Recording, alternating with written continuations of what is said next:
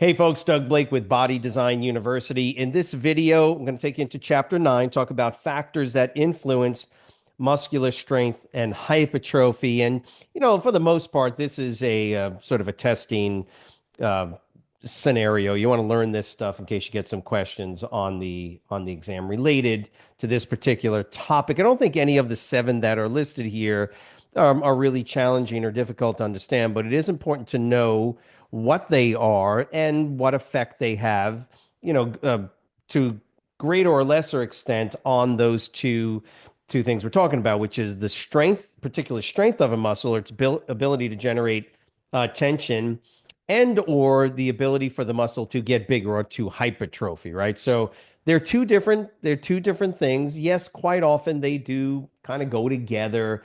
The general understanding is that more than likely a muscle that is getting bigger, going through hypertrophy, is also going to be a stronger muscle. And then again, in general, you'll find that as muscles get stronger, they sometimes can actually get bigger as well. And they generally do. Now, of course, given the different variables and factors that we're talking about, you can you can train individuals, or you can get somebody to get stronger while minimizing hypertrophy.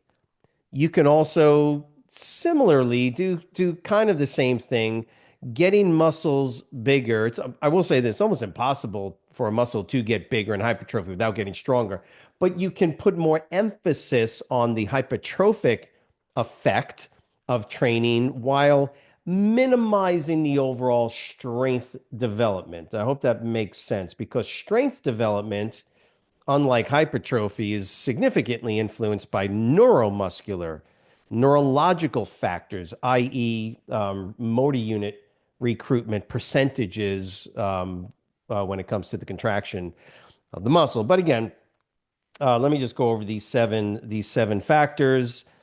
They include hormone levels, and I'm on page 366 in chapter 9. And as I go through this, it's only a page or two. There's really only one figure, which is 935, and it's talking about the lever system of the body. And this really is related more to strength than it is to hypertrophy. You have hormone levels, sex, whether you're a male or a female, your age, muscle fiber typing. Remember, there's two general muscle fiber types: type 1, slow twitch; type 2, fast twitch. It's the type 2 that gets subdivided into the type 2A, type 2X categories, but they're both fast twitch. Muscle fiber typing, muscle length, meaning the actual length of the fiber component of the muscle. Remember, skeletal muscles are the actual contractile component, or the muscle cell with myofibrils and sarcomeres, and ending in tendons. So tendons don't lengthen and shorten and contract, only the actual muscle belly itself. And so the actual length of the muscle belly relative to another person at the same muscle, same length, limbs, things like that, the length of the muscle belly can determine overall strength and the capacity to look and appear bigger. And so that's muscle length, and then the limb length, right? And then tendon insertion points. So I'll get to those obviously in a minute. Hormone levels, I would hope that for the most part, hormone levels produced in endocrine glands, transported, I'm just reading, throughout the body. The two hormones associated with tissue growth and development, or the anabolic processes, are growth hormone and testosterone. Yes, of course, there's more to it, but ACE is trying to help you to understand that the general overall process of anabolism, or the growth of tissue, in this case, muscle tissue, and therefore creating hypertrophy, which is the increased diameter of the muscle belly, is really, for the most part, related to the general levels of testosterone and growth hormone. Yes, there's insulin like growth factor, and there's probably another 12 or 15 hormones that are involved in these mediating processes, and even testosterone. You're talking about total testosterone or serum testosterone? Are you talking about the free testosterone component, um, and the interaction and engagement in the liver and how that's being processed? So there's a number of factors, and ACE doesn't want you to get too far into understanding the entire, endocrine systematic processes, and it's not necessary anyway. Higher levels of these anabolic hormones are advantageous for increasing muscle strength and size. And yes, those increased sizes in particularly type 2X fibers will generally correlate to increases in overall strength or the ability to um, generate tension against heavier loads, which is basically what strength is. And so, and by the way, this is genetic. A lot of this is just genetic. In fact, pretty much all, not all of them, but the majority of them here are genetic. Your sex, I guess you can say your age in one sense, not like you can change your age instantaneously, right? But point is that even your hormone levels can only be modulated so much by the way you eat, by your activity levels. Yes, they do have, there is some, like I say, modulation of hormone levels, generally not enough to make significant differences that would make you look like the average person versus a competitive bodybuilder, right? That's why bodybuilders need to, right, use anabolic androgenic steroids, right? Because your body simply, under normal conditions, is unable to stimulate that level of muscular hypertrophy. But again, hormone levels is right it's a big factor in here, but is generally genetically determined the way your body responds, or the endocrine system responds and acts on a regular basis. Sex, male and female, is essentially the same with respect to strength production. Yeah, because muscle is muscle. The question is what's the percentage of type 1 to type 2? If you've got a higher percentage of type 2 muscle fibers per, square or within the muscle tissue, then the cross-sectional area of that muscle will have greater strength potential, greater strength output, because of the fact that type 2 fibers are able to generate higher tension levels than type 1, right? Not only in the same person, but if you cross match males and females. Men are going to be generally stronger because they have more of muscle, and they tend to have higher percentages of fast twitch over slow twitch. Well, and again, there's a lot of variation amongst populations, and there's some women, particularly in their legs, that have very high percentages of type 2 fast twitch fibers. But the idea that hormone levels and sex has these variations. The biggest issue here for men and women is simply what we talked about in the first one, which is hormone levels. Women generally don't produce the same levels of testosterone. There it is. Generally, the more testosterone and the proper sequencing of hormonal cascading that occurs, the stronger the individual's probably going to be, right? And there's a number of reasons for that. But the more test, right, you're a guy, you probably have more testosterone. So there's the sex component that correlates with hormone levels. Your age, you get older, everything else being equal, you become less strong. Everything else being equal. I'm not saying that a 40-year-old then starts working out at the age of 40 and he's a hot mess all the way up to 40. Now he starts to work out and he gets stronger. That's not the point. The point is that under normalized conditions, an individual at a certain strength level that has been exercising, doing it right, doing their thing, will get weaker. You lose strength as time goes on. And again, guess what's that's related to, right? Your diminishing hormone levels and diminishing efficiency of the particular hormones we just spoke about. And so as you get older, the ability of the muscles to generate strength and overcome loads goes down, right? And so you have decreased muscle mass, and you can read that advancing age associated with less muscle mass, leading to a small decrease in resting metabolic rate, lower strength levels. And of course, at least partly due to lower levels of anabolic hormones. So, straightforward, I would think, right? There are a couple of numbers. That's not a bad idea to learn. A 2 to 3% decrease in RMR or resting metabolic rate um, is something that that we may see in as adults get older. The graph, by the way, middle age goes down. It's once you get sarcopenia or some of these other age-related muscle mass loss scenarios, whoosh, then it just heads straight downhill. Men in particular, as we get older. Muscle fiber typing, both type 1, type 2 fibers are involved in muscle training. Yes, slow twitch fibers activated at lower force levels. That's why they call fast twitch versus slow twitch. The point here is that the two muscle fiber types are designed to do two different things. Therefore, if I increase the total um, activation of type 2 fast twitch fibers over type 1 fibers, I will be, quote, stronger.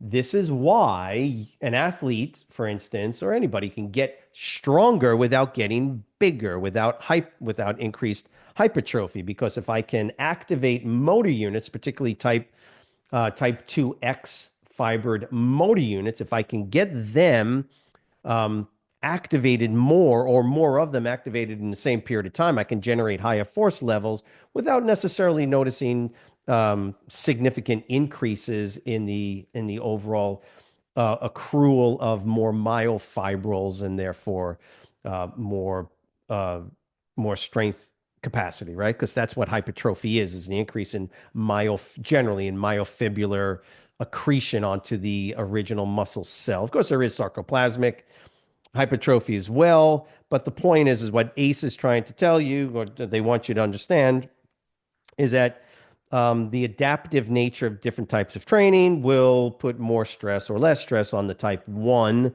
slow twitch versus the type 2, and that would include type 2A and type 2X fibers. So that's muscle fiber typing, muscle length.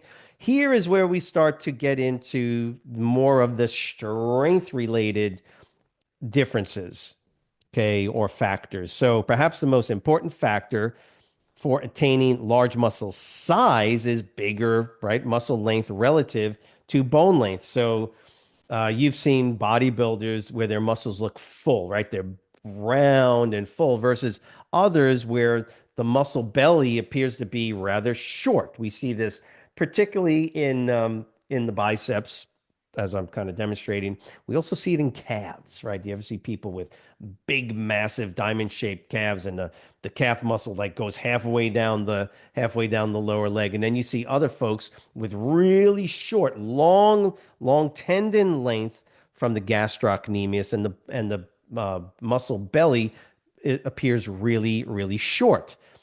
There's advantages and disadvantages. The disadvantage to the really short muscle bellies is simply there's not enough there to grow really big. And so you're not going to see these massive, professional bodybuilding calves, for instance. But what we do know is that muscle length, especially relative to limb length, can actually have some increased efficiencies in power output and strength development. So muscle length is really important when it comes to how big a muscle looks.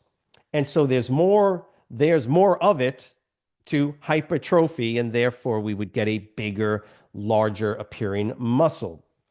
And so some people have relatively short muscles, long tendons, and then there's the opposite. Um, and they talk specifically here as well on page 368 about the Achilles tendon and the gastrocnemius. So limb length and tendon insertion point are also very important when it comes to strength, not hypertrophy. So the length of the limb, the bones obviously have little to no effect. Short bone doesn't, long bone doesn't really matter. So you're not going to have any influence on muscular hypertrophy. So you might get a question, something like, of all the factors related to muscular strength and hypertrophy, the least related to hypertrophy would be which of the following? And they would list four of the seven here, and limb length would be the answer, for instance. So that one, And again, figure 935, the lever system of the body to show you uh, um, essentially what we're talking about with torque um, and the ability to overcome resistance with the muscle based on the length of the tendon, the length of the limb. Tendon insertion point, like limb length, right? That's why we're saying those two are closely tied together. The point where the tendon inserts on the bone, right, does not influence muscle hypertrophy. That's more, again, muscle hypertrophy is more influenced, or at least the size of a muscle, is by the muscle belly length itself. Where the tendon inserts onto the insertion point on the bone is going to have more of an impact on the ability of the muscle and that lever system to generate force and overcome resistance. And if you look on figure 935, you'll see the muscle is F, that's the force, the motive force, and the distance, right, the length of the ulnar all the way to the ball, for instance, that length, limb length, that has a profound impact on how much force the muscle can generate. Okay, because of the lever arm of that motive force. Okay, the ability to generate torque, and so they're going to talk about that in this short paragraph of tendon insertion point. Based on the formula presented in the previous section, longer muscle force arm provides a leverage advantage, and there it is. So that's why I can, that's why the shorter weight lifter might be able to lift heavier weight comparatively than the taller, longer limbed or with a different insertion point, tendon insertion point, right? Because of leverage. And so the shorter individual with a better lever system, so to speak, can generate and move higher loads. Classic example from many years ago were the two top bodybuilders of their day, Arnold Schwarzenegger at 6 foot 6'1", and Franco Columbu, who was probably about 5'5", maybe 5'4", something like that, but significantly shorter than Arnold. And of course, Arnold Schwarzenegger, bigger and heavier. But as the stories go, Franco Columbu was significantly more powerful, able to use significantly heavier weights, and he proved it. Just so you know, in the world's strongest man competition, things like that. Point is that the length of their limbs significantly different impacted strength and power output, not muscular hypertrophy per se. And so those are the 7 factors that you need to kind of keep an eye on, especially from a testing perspective. And I hope kind of those explanations, as simple as they were helpful. If they were, please write the word understand in the comments section below. Make sure you subscribe to the channel and let us know how we can be of assistance in helping you pass your ACE exam. Thanks. Have a great week. We'll see you next week. Bye.